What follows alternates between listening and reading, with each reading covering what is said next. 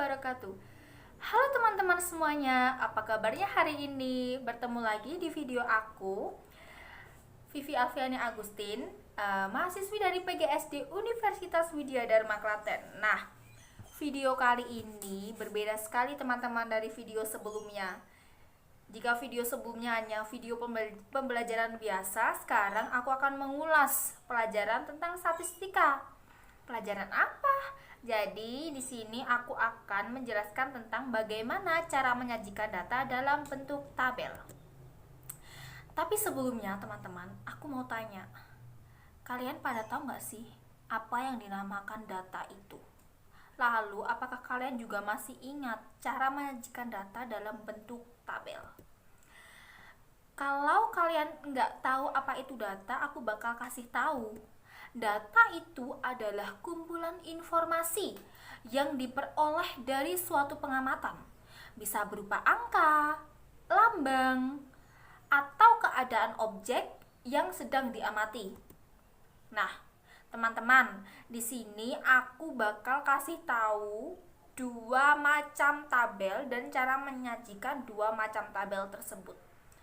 Tabel yang pertama yaitu tabel baris kolom. Yang kedua, tabel kontingensi. Lalu, yang tabel baris kolom itu apa?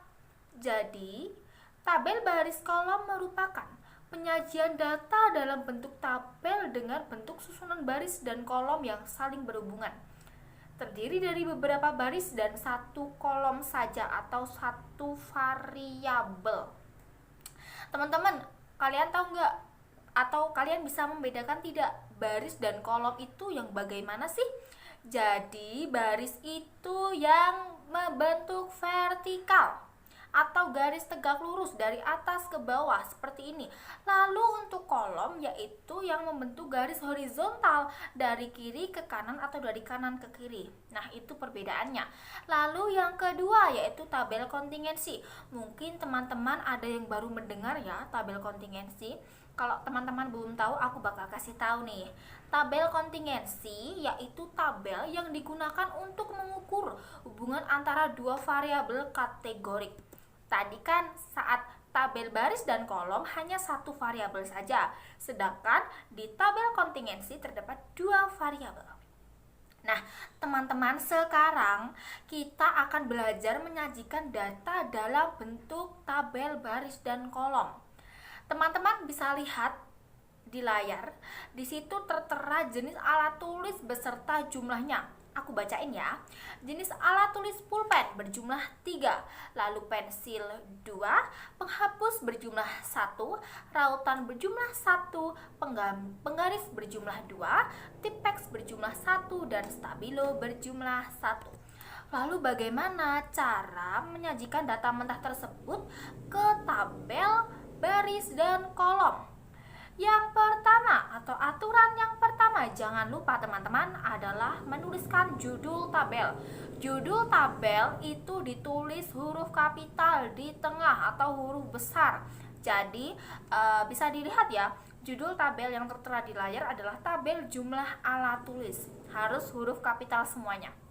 Lalu setelah itu di bagian kolom. Kolom itu yang tulisannya jenis alat tulis dan jumlah, itu kolom ada 2 ya, tapi di situ hanya satu saja, hanya tertera jumlahnya saja ya, satu variabel. Lalu di bagian barisnya teman-teman ada 7 jenis alat tulis beserta jumlahnya, itu dimasukkan dari data mentah tersebut, dimasukkan ke data tabel baris dan kolom. Lalu selanjutnya teman-teman, kita akan belajar menyajikan data dalam tabel kontingensi. Di awal saya sudah menyampaikan bahwa tabel kontingensi ini tertera 2 variabel ya. Nah, aku akan bacakan data mentahnya teman-teman. Berikut ini diberikan data jumlah siswa kelas 7 menurut jenis kelamin. Jumlah seluruh siswa kelas 7 adalah 122 siswa. Untuk kelas 7A terdiri dari 13 anak laki-laki dan 17 anak perempuan. Kelas 7B terdiri dari 15 anak laki-laki dan 16 anak perempuan. Kelas 7C terdiri dari 12 anak laki-laki dan 17 anak perempuan.